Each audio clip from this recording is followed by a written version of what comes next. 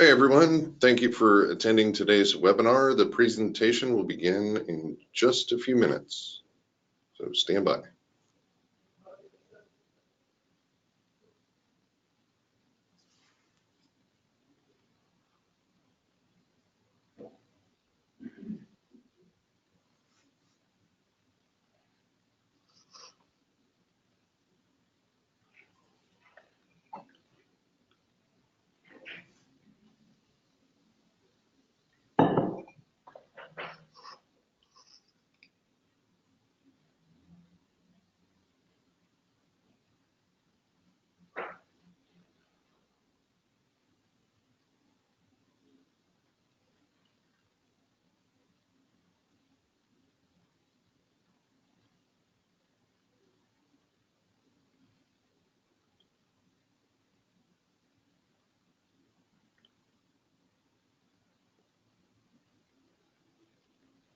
So we're just going to wait one more minute and see if we let some other people join, and then we'll get started. So hang in there.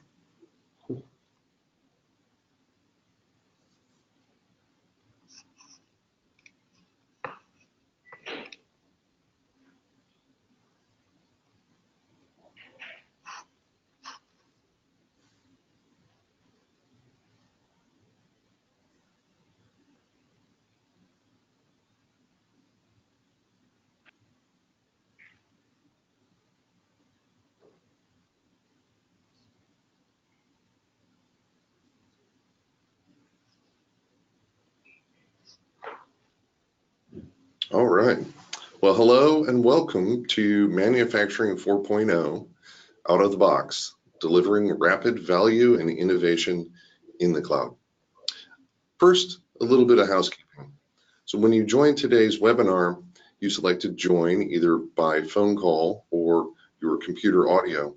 If for any reason you'd like to change your selection, you can do so by accessing your audio panel in your GoToWebinar control panel. Secondly, all attendees are in listen-only mode. As an attendee, you can use your control panel to submit questions in the questions pane. We'll collect these and address them during the Q&A session at the end of today's presentation. If we're not able to get to your question, we plan on responding to each of you personally through email.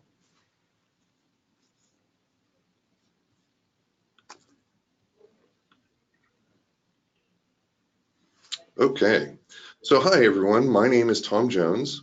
I'm a principal solution architect at AWS, and my focus is industrial software. Industrial software is software used to design and build a product, anything from the design phase all the way through production. I'll be your host and moderator for today's webinar. In my role at AWS, I have the privilege to work with some fantastic partners, and I'm joined by two of them today. Bill from Machine Metrics. Bill, you want to introduce yourself? Sure. Thanks, Tom. So my name is Bill Byther. I am the co-founder and CEO of Machine Metrics. So what Machine Metrics is, it's manufacturing's industrial IoT platform for machines. We made it very easy to connect to equipment on the factory floor. We collect that data, we transform it into an open standard that allows us to analyze and drive action on the factory floor, really through workflow notifications, out-of-the-box applications. But we're also a platform, and this platform allows our customers and partners to extend Machine Metrics for their own specific use cases. We have hundreds of customers and thousands of machines that we've connected, and we've been working with AWS really since the beginning. And I'll be sharing more about our product and company throughout this webinar. Fantastic. Thanks, Bill. I'm also joined by Sanjay from Autodesk. Thanks for joining us today, and would you introduce yourself and tell us a little bit about Autodesk? Sure, thanks, Tom. Hi, everyone. My name's Sanjay Thakur. I'm Business Strategy Manager for a product called Fusion 360 here at Autodesk. I'm based out of Birmingham in the UK. Now, Autodesk, if you haven't heard of them before, they're essentially a computer software company We operate in three main industries. So there's architecture, engineering and construction, design and manufacturing, and media entertainment. So what that essentially means is Autodesk makes software for people who make things. If you've ever driven a performance car, seen a huge skyscraper, used a smartphone, watched a great film, chances are you've experienced what millions of Autodesk customers are doing with our software. Fantastic. Well, Bill and Sanjay, thank you very much. I'm excited to be here with you today. I want to jump right into some questions. So today we're going to have a question and answer period where we've got some questions and some slides, and then we'll get to the questions from the audience. Once again, folks in the audience, feel free to submit your own written questions using the question panel in your GoToWebinar controls. All right, so our first question. I'm going to start with Bill on this one. Bill, question number one, how are your companies, or how is your company enabling manufacturers to embrace the promise of Industry 4.0? Sure, thanks, Tom. Well, first, let's talk a little bit about what the promise of Industry 4.0 really is. The way that I look at it is it's industrial IoT, the digital factory. It's really about connecting to all of your manufacturing assets, your systems, making sense of that data, and really driving action on that factory floor. Essentially, it's about automation, increasing your efficiency and automating your tasks that have been manual. And one of the challenges is that, and Cisco reported this last year, that 76% of industrial IoT implementations fail. And we see this because there's this wide variety of manufacturing assets, of machines that are very difficult to connect and capture data from. In order to effectively or very easily collect data, you really have to have deep domain expertise, and often companies get stuck there. But also having that vertical integration, sort of the out-of-the-box capability, really is necessary for that quick value. These projects are scoped very large. You really do need to walk before you run, and often they're just too complicated. So what we've done at Machine Metrics is built an IoT platform that really is vertically integrated. We have our domain experts that are around manufacturing and machines and manufacturing that have made this very easy for our customers. So we have different connectors for various different types of machines. Most of our customers are able to install themselves, as opposed to an expert coming out. The edge capabilities, we start with the edge, where the edge connects to the machines. We're on commodity, inexpensive hardware. And then one of the challenges also is transforming that data into something that's meaningful. And we're able to do that so that every different machine, it might be a different make or model or type of machine, we're talking in the same language. And by doing that, we can really analyze that data, drive insights from that data, and then drive action through workflow triggers, like notifications. So we can notify a machine operator when, for example, when it's time for a tool change and they might be somewhere else. Or we can provide the data for a manufacturing executive to understand what, if they really need to buy more equipment or not. It's really the simplicity of the product that really drives that quick value, and our out-of-the-box applications that are for specific users, like machine operator, the manufacturing executive, the maintenance manager. That's really needed to embrace Industry 4.0 and how we really help our customers with that. Fantastic, cool. Thanks, Bill. Sanjay, same question. How is Autodesk enabling manufacturers to embrace the promise of Industry 4.0? Sure, thanks, Tom. So the way we're looking at this really is around the inevitability of more, the reality of less, and the opportunity for better. So obviously, I'll explain a little bit more around that sentiment. What we know today, the global middle class is growing faster than any time in history. And this is essentially creating a demand for more of everything. More planes, more cars, more smartphones, more infrastructure. But the more we need to make, the fewer resources we have left. So whether that's finite resources, the availability of skilled labor, and also as we make, we waste a lot. So the question we really need to answer is, how do we balance the need to make more with less negative impact? And we really think automation presents an opportunity to do things better, much in the same way Bill just referred to it. Now, for decades, automation's helped us offload tasks and optimize processes, but we're seeing a new relationship emerge for automation that's really between human innovation and computer automation. So I'll just go through that again. A new relationship of automation between human innovation and computer automation that's helping people imagine new kinds of products and parts in a dramatically different way. And generative design in Fusion 360 is a great example of exactly this. Cool. Generative design is something that I'm tremendously interested in. I think it's really cool. Can you give the audience just a quick synopsis of what that actually is?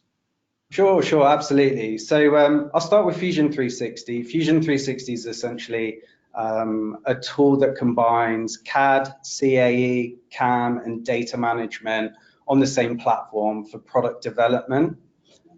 Within Fusion 360, we have technology called generative design. So generative design is essentially a design exploration tool that uses AI-based algorithms and the power of the cloud to essentially simultaneously generate multiple CAD-ready solutions. And that's based on real-world manufacturing constraints, product performance, and cost requirements. So essentially engineers can explore the design space through consideration of multiple materials and manufacturing methods and choose the best option for their design and their needs that balances performance and cost. Yeah, one of the things that excites me about that is that it's a great workload for the cloud because it's compute intensive and you're offloading some of that processing to the cloud to explore that design space. So really cool service. All right, thank you. Let's move on to question number 2. All right, with all the buzzwords surrounding Industry 4.0, industrial IoT, artificial intelligence, machine learning, predictive analytics, edge computing, how do manufacturers cut through all the noise and start leveraging technology to drive value today? Bill, let's start with you again. Sure. Well, I mean, the first thing that manufacturers really need to do is understand the business value of Industry 4.0.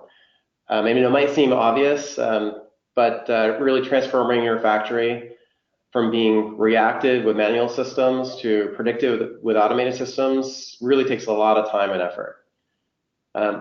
AI, machine learning, the edge, these are just tools to achieve that objective. But I said this before, we must walk before we run. We have to start simple. So the first step really is identifying some of the simple use cases that can really leverage data on the factory floor. For example, if you, in our case, we really look at equipment utilization, right? That's the simplest piece of data that we can gather from a machine. And but what we can do with that is really help identify when to make capital expenditures. We see our customers often think that they're running more than they are and buying more equipment than they need to.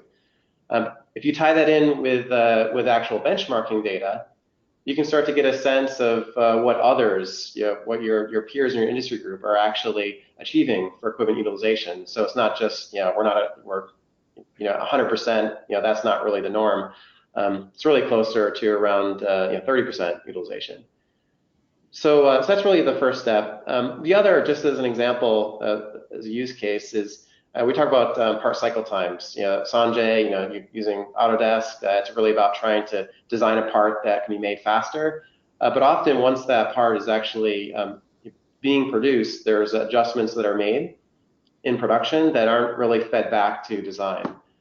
So closing the loop on that process is another real use case of using the data. So so that you know, how to properly quote for parts that are being made. There's really, I mean, the point is that there's changing this process takes a lot of time, but then, a lot of times our customers are looking for how do we get to predictive maintenance? And we really recommend that we don't start there. It takes just like transforming to be, to automation. You really need to capture a lot of data to, really drive predictive analytics and predictive maintenance, and we help our customers do that. But that's not often step one. Again, start simple, walk before you run, and then we see our customers, as they really leverage that data more and more, they start driving to sort of the Industry 4.0 digital factory. Cool. Yeah, I hear what you're saying about manual processes. I think it's a big step to go from a pen and a clipboard to AI-driven predictive analytics. Yes. Getting to the point where you can get there, right, and have actionable insights like predictive maintenance provides huge value for manufacturers.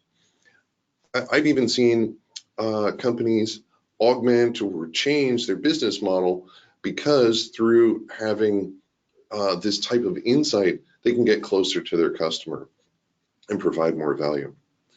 Sanjay, what are you seeing at Autodesk? How are manufacturers cutting through the noise, and where are they finding technology valuable? Sure. I mean, we're certainly seeing many trends towards digitization, smart manufacturing, Industry 4.0, and for us, we're really seeing the way manufacturers are successful to get on the path towards those initiatives is really by starting at step one for us, which is removing inefficiencies in their existing processes.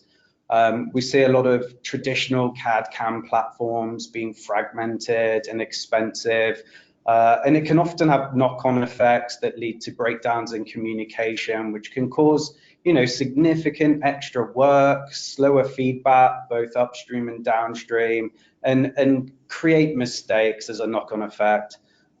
We also see inefficiencies in performance, whether it's through longer programming times or setup times of machine tools due to a lack of information, or even inefficient machining cycle times, which all contribute as an end result to missing deadlines and targets.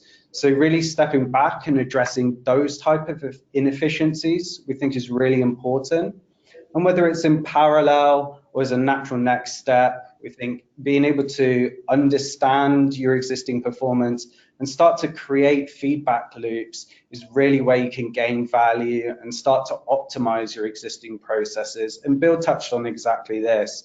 So whether you're a designer or a CAM programmer, if you can understand how you're performing today and essentially create a feedback loop that helps you make decisions so you can improve tomorrow, you're just going to end up iterating and optimizing and improving on your day-to-day work. Just as a simple example, if a CAM programmer sends an NC program to a machine operator on the shop floor, and that program is causing the machine to error, if the people generating that program don't realize it, there's nothing they can do to fix the problems that have caused it. So if a machine's erroring because it's hitting its travel limits, if the CAM programmer knew that, they might be able to run a digital simulation that took into account the working envelope of the machine tool next time round and remove that inefficiency in their process. So it's all about creating these feedback loops, and digitizing the process really helps towards that.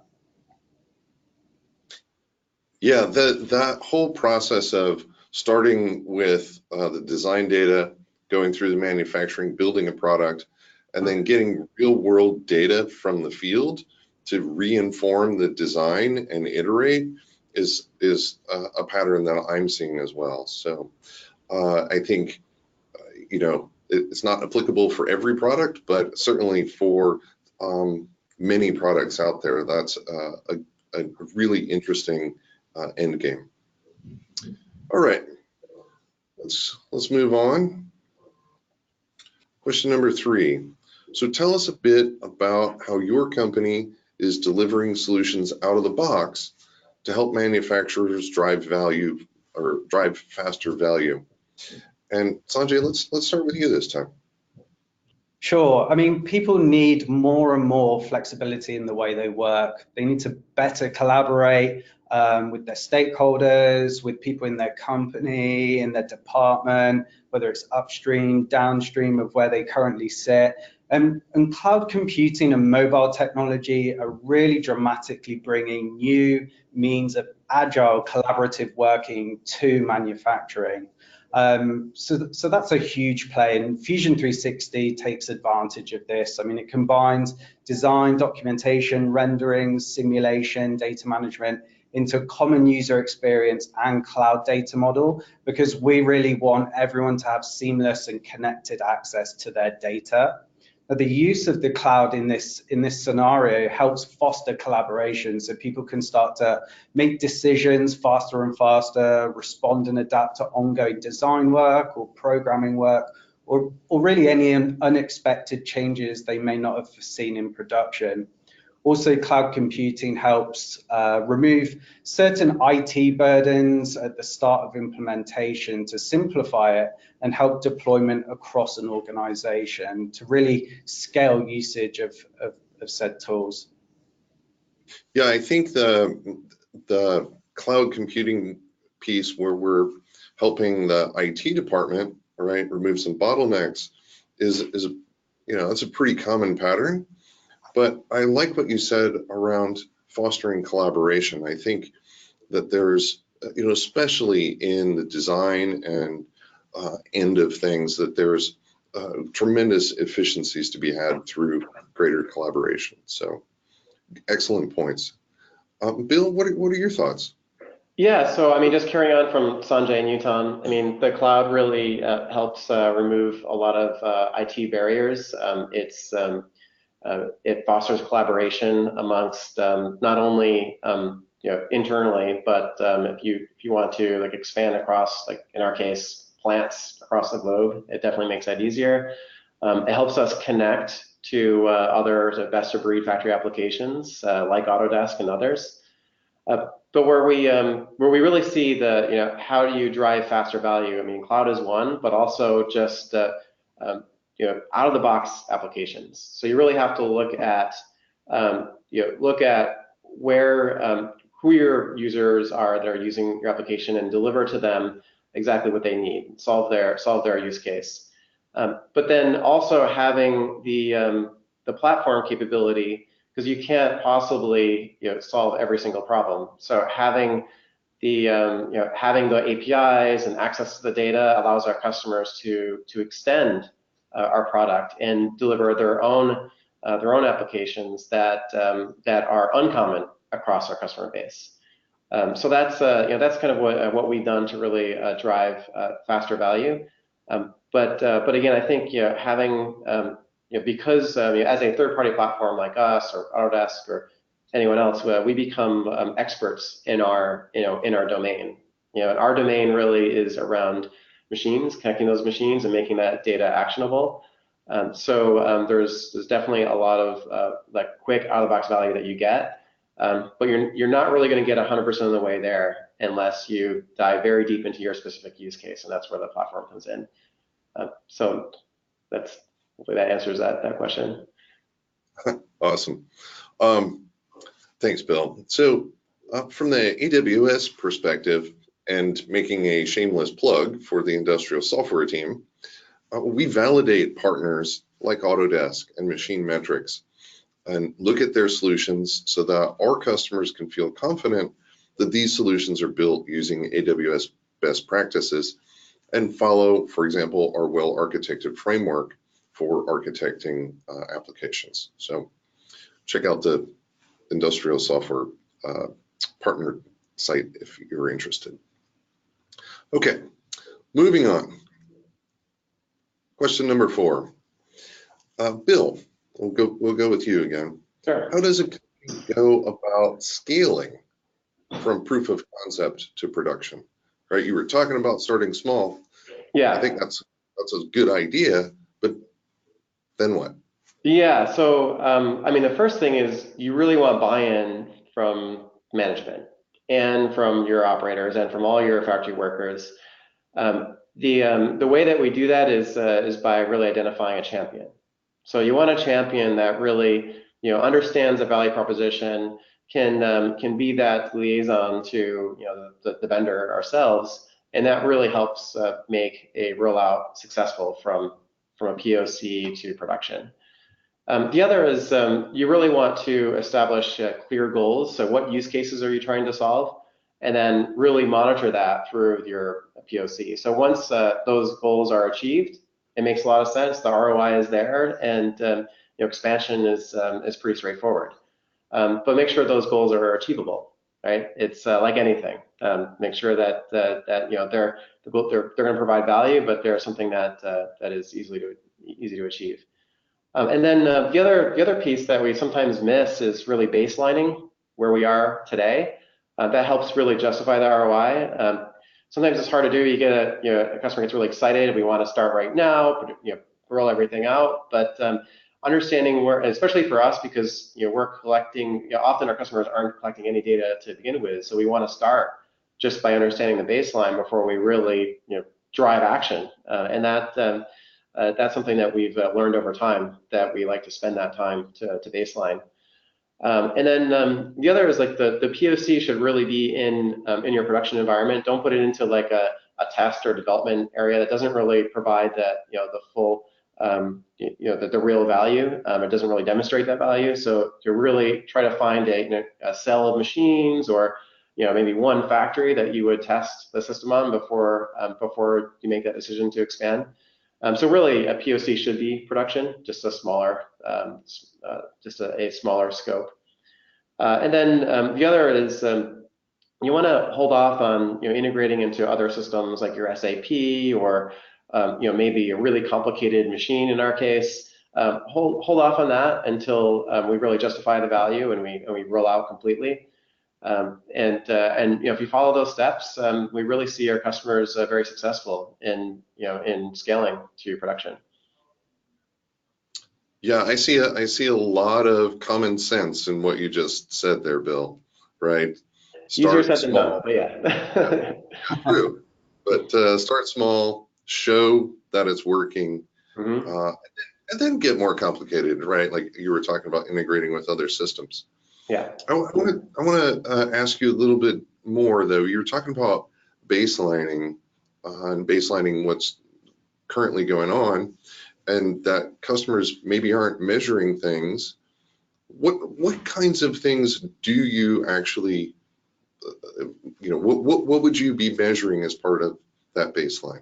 Well, so I mean, the most basic, as I discussed before, would be your equipment utilization. That's really the most basic. But some of the other ones are, how fast does it take a factory worker to respond to a problem, right? So, if you have that data, we've seen it going from, average response time 1 hour to 10 minutes, right? And that being able to, show your management that, look at the impact that this has had, can really be, it can really drive that expansion faster. And really our champion, that's what they're trying to do. They're helping us, deliver that message to the executives to make that decision. But there's depending on the customer, there might be other more specific use cases that you can kind of establish a baseline where we are today. But those are just a couple examples of that are relatively common. Cool, awesome, thank you. Sanjay, what is your feeling about scaling? Sure. So what we see is generally the proof of concept is usually addressing in a particular department, either where there's a big problem, so like the biggest inefficiency in the business, or almost the opposite, where there's the strongest drive to increase some type of innovation capacity to really move forward, break boundaries, and change processes as they are. And in either instance, it could be in the design, engineering, manufacturing department, but the most popular use case and progression from a proof of concept is really for focusing on one of these particular departments and proving value and showing a return on investment, which then has a natural, logical expansion into other departments where you get a host of other benefits. You get the collaboration gains and more visibility across processes. But we really see an initial focus on a particular department and then a natural expansion into others thereafter. And specifically with manufacturing, often where the software is linked to some type of hardware, we see focused efforts, particularly whether it's in a machine grouping or a particular work cell, to ensure the software is talking to the hardware in the right way, to ensure NC programs meet the customer's expectations and they're producing the parts of the quality and design specifications that they need to be. And again, once you've proven success in that particular area, there's a natural expansion outwards from there. Awesome. Well, I'm hearing some consistent messages here regarding POCs. That's really comforting, folks. Don't boil the ocean. Start small, show value, and then expand. So thank you both. Question number 5. What are the most important measurements to consider? A little bit of what I was just asking you, Bill, but maybe we'll start with Sanjay this time.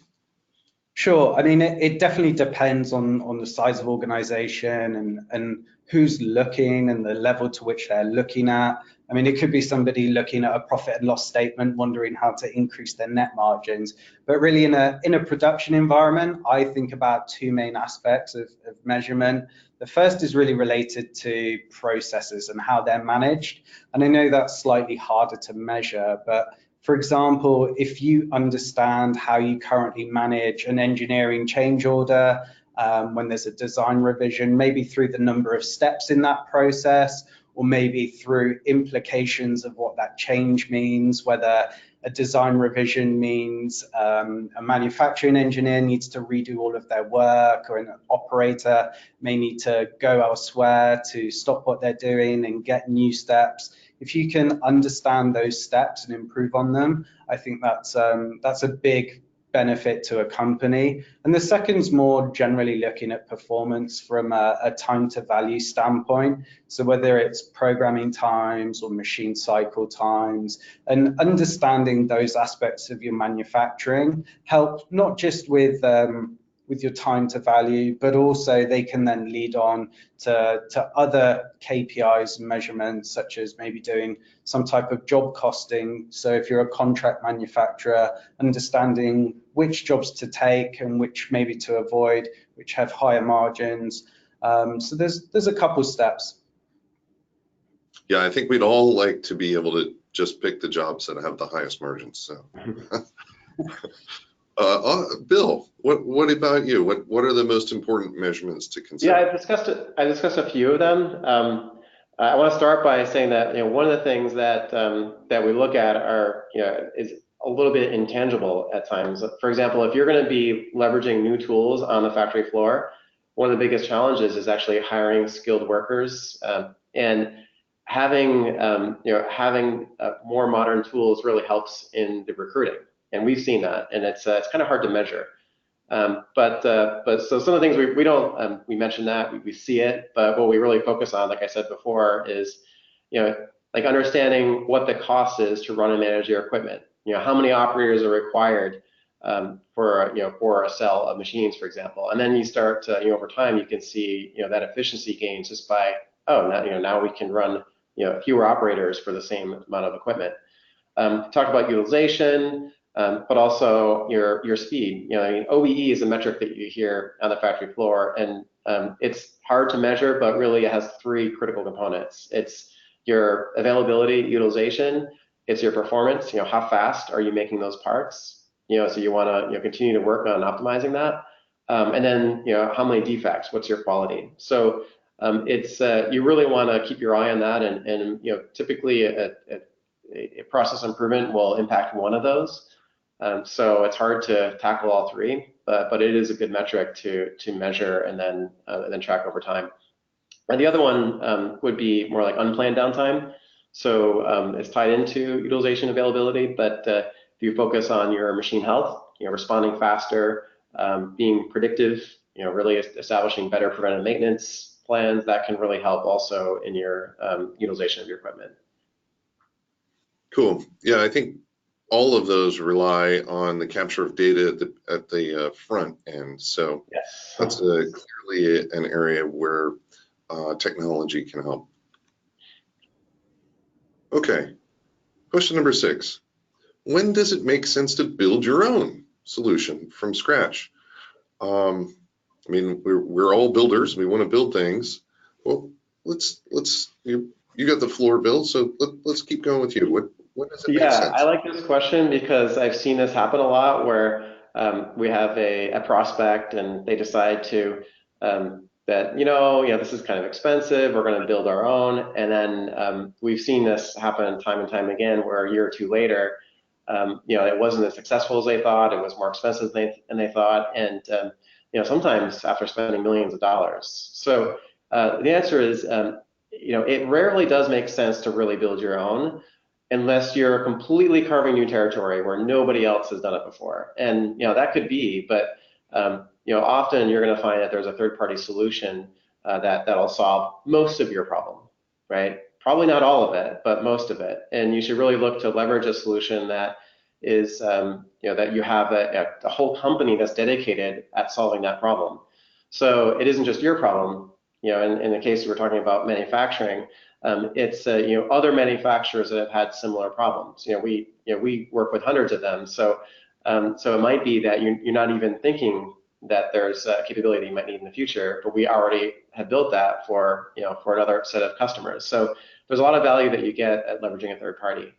But if you do decide to build your own, it might be it's really better to look at the platform or the extensibility of the third-party solution to focus on your very unique use case. And that's where Machine Metrics has started really as providing the applications. We've added this platform capability so that we could solve the full problem end to end. And these unique applications might have to do with predictive analytics or predictive maintenance, because we see that a lot of our customers have very unique manufacturing processes that, but they run it over and over. So we're able to help them capture that data, and then our customers' data scientists actually build the predictive analytics that we then deploy to our edge. So that capability that is a custom implementation that's on our platform. But you want to leverage that that platform that already exists and focus on what's specific to you. Awesome.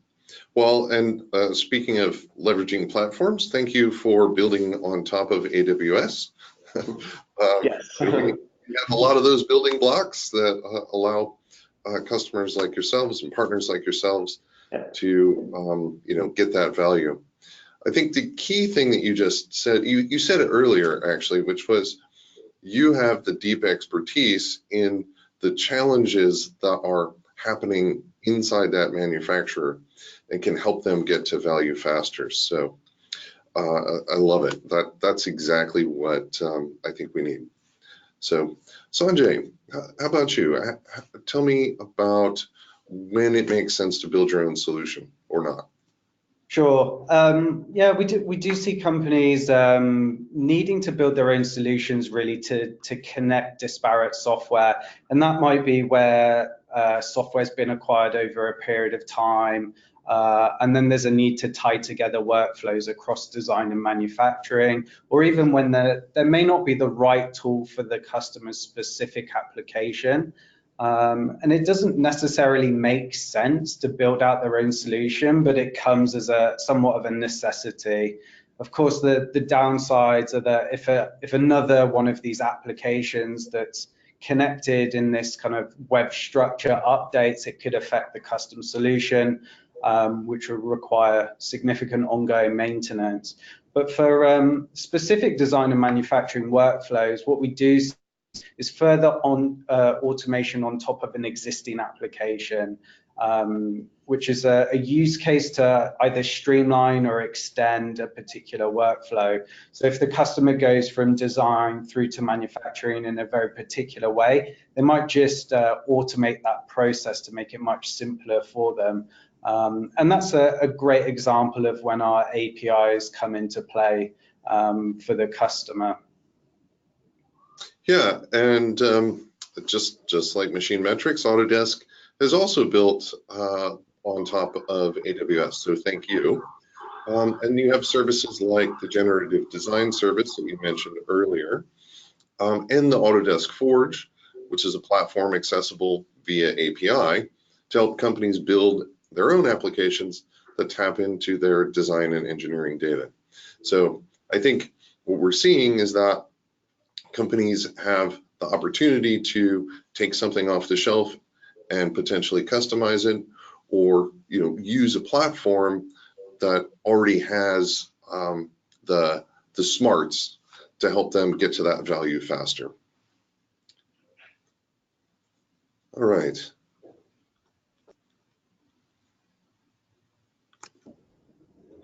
There we go. Okay, so obviously all of our companies provide very different use cases of technology with the goal of evolving the way manufacturers operate. Is there a common thread that connects all three of us? And I'll start with this one and give a little bit of perspective. One of the things that I think we're hearing in our talk today is that there's this concept of data at the center. As I was just talking about, maybe consuming that design and engineering data to optimize a design, maybe through generative design. You've got to capture the data either from that machine or from that product, so that, and put it all in one place, because the more data that you have in one place, the more insights that you can gather from it. And you may not even know what those insights are today, but just by capturing it, you have the ability to gain insights from it later. The other thing that I think I'm hearing today is having the right tool for the job. So, making sure that you're, as we were just talking about, maybe building versus buying, if you can buy something and get to value faster, that, in my mind, is having the right tool for the job.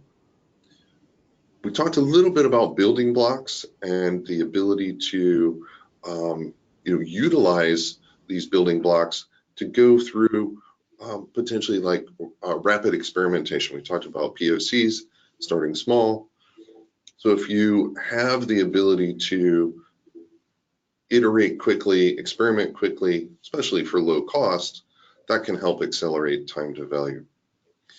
And then last but certainly not least, this is probably the very first thing, working backwards from the customer, right? That person who's that machine operator or the factory owner, what are their needs, and how can we, build that POC, or build some type, or buy some type of product that will help them get through recognize the bottleneck, right? They may not even know they have a bottleneck, but starting with that customer problem and working backwards. Those are some of the things that I'm seeing. Sanjay, what are you seeing? Yeah, I mean, even though some of the applications of what we're doing might be slightly different, I feel like the philosophy behind what we're doing is very similar. Like we're trying to use innovative business models to make technology more accessible, and accessible to businesses of all different sizes. We're trying to take advantage of the latest global technology enhancements like cloud computing that can help our solutions be quicker to implement or provide faster value to the end customer. And I know you just touched on it, Tom, but a big important part of what we're doing is putting data at the center. And for us, having people being able to work on design simultaneously, whether they're co-located or remote, is of incredible importance, so that people can make the decision-making process much faster, collaborate in ways that have never been done before, and really work in a much more collaborative environment so they can get to the next steps. Yeah, I totally agree. Bill, what are your thoughts here?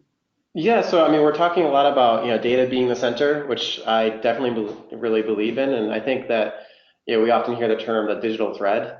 What we're doing, with Autodesk, Machine Metrics, AWS, and the other real manufacturing applications that are out there, is that we're really sort of gone are the days, or soon gone are the days, where you have this one behemoth application that tries to do everything and it doesn't really fit, and it requires a lot of cost and customization. You're seeing more vertically integrated applications that that solve a specific job much better, but then connect over the cloud to other best-of-breed applications. And to me, that's really the digital thread, centered around the data. And that gives our customers out-of-the-box value. And really, we're talking about leveraging an infrastructure like AWS, having a multi-tenant cloud architecture that's faster and less expensive to scale. Yeah, it's really fascinating to me to see some of the concepts from Agile programming move into other realms like manufacturing. So, all right. Question number 8. What's the right balance of depth versus breadth of services? Bill, why don't you keep going here? Sure. I mean, this is a little bit of a hard one because you kind of have to have the right balance. We talk a lot about depth. I think depth is really important in the modern factory stack. But you have to have some level of breadth. Otherwise you're just too niche. So we look at that all the time. We decided that we're really going to focus on machines in a manufacturing environment, and all of the operations around that machine, right? And then you can look at so Autodesk and their focus. So I think that we've established a really good middle ground, which probably it focuses more on depth than breadth. That platform aspect provides that breadth, and the APIs and the integrations and the connectivity to other systems. If you're too broad, it's just you're going to get stuck into what you see a lot today, which is just millions of dollars of custom development, and maintenance of that. And we're trying to avoid that. We want the out-of-the-box value. So and I think that you want to focus it on your use cases, and that's again that kind of brings us back to being on AWS and having that extensibility. Yes, awesome. Thank you. Sanjay, what's your feeling here? Sure. So, I mean, for us, we've created a certain level of breadth to tie together different personas in the design and manufacturing phase, essentially. So, Fusion 360 is a platform. The objective there really is to remove a lot of the friction that's traditionally been associated with data interoperability. So whether it's having to go through data exchange or data incompatibility, by providing that platform approach that stretches across design through engineering to manufacturing, you remove the associated challenges in the industry with data. And then the other aspect of it is really where a certain end user might have to use multiple tools to do their job. We feel like providing enough breadth removes that process so that they don't have an exponential learning curve of multiple tools, but they can just learn the Fusion 360 platform as an example for design and manufacturing. And having that breadth gets you so far. We acknowledge that certain people will need specialist depth. And that's where our services really come into play. We spoke about generative design technology earlier in the call, but also for a manufacturing or CAM specialist, we have manufacturing extension, which somebody can unlock in product to give them more advanced machining capabilities. So we provide that depth to certain people as and when they need it. I get it. Yeah, I think your example of Fusion 360 is a really good one showing that there's lots of different capabilities wrapped into that one product. So very cool. All right, well, thank you for patiently walking through all these questions with me. Let's move on to our Q&A section. Okay, so folks that are online, if you would like to submit some additional questions, please use the chat or question, not the chat, the question box of your GoToWebinar control panel, and we'll see if we can get to everybody's questions. So let's see, first question I see here, can you give us some real world examples of organizations seeing results from the Industrial Internet of Things, IoT initiatives? Sanjay, maybe we'll start with you.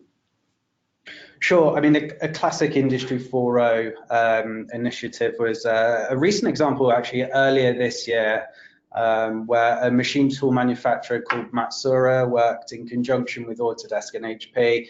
And the objective of working together was to create a fixture or work holding through using generative design and additive manufacturing. And that fixture was to hold a part that was going to be machined using 5-axis machining.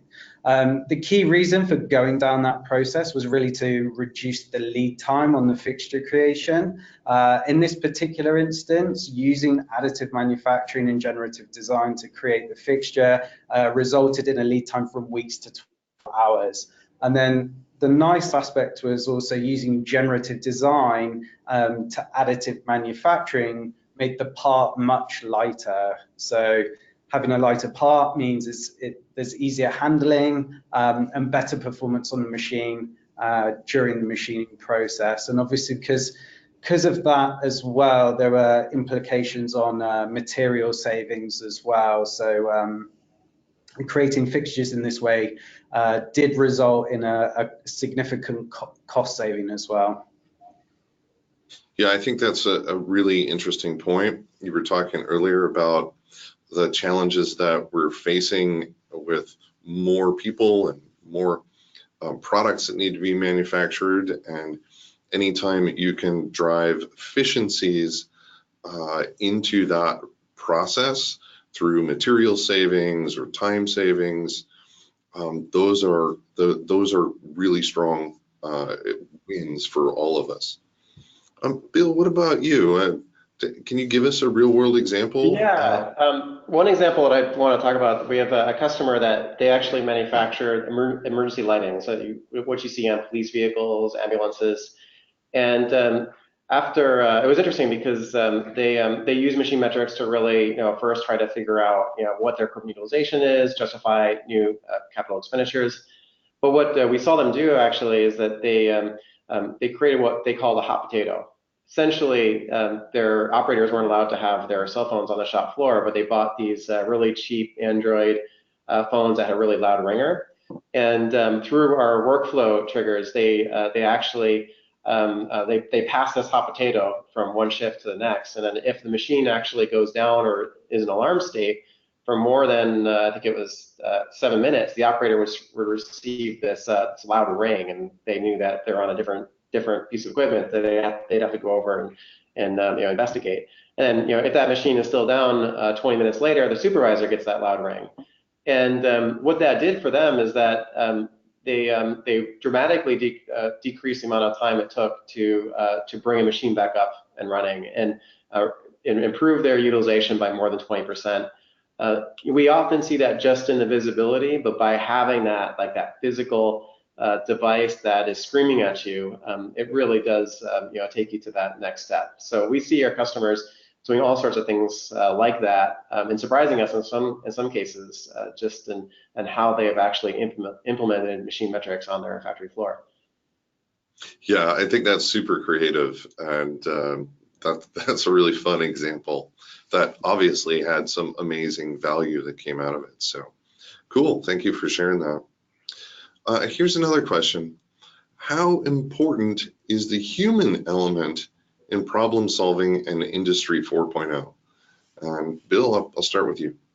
Critically important. I mean, the human, so when we look at an Industry 4.0 solution, we're really providing tools to help our customers make those decisions faster, like that hot potato example, right? You still need that person to fix the machine or to plan what's going to be produced next. So it's what we try to do is really make that experience great, and also more efficient, so that human can handle more. The idea of being 100% automation is we're far away from taking a human out of actually producing parts on the factory floor. Yeah, Sanjay, what's your feeling about the human element? Sure. When I first introduced generative design earlier on the call, I spoke about the relationship between human innovation and computer automation.